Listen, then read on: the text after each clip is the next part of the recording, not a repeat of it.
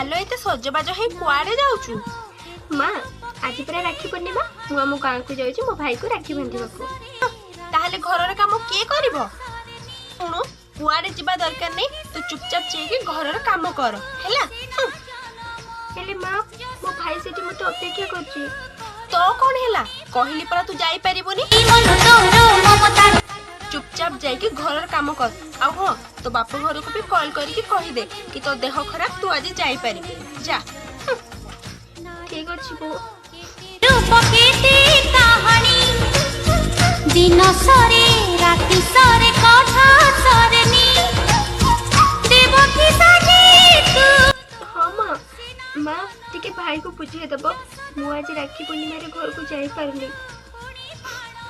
हाँ माँ सब ठीक अच्छे देहटा टिके भल लागुनी तो से। हाँ माँ मु पर जाए देखा कर नेबी।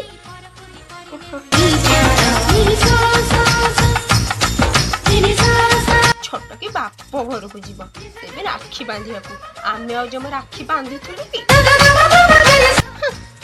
चलो चल।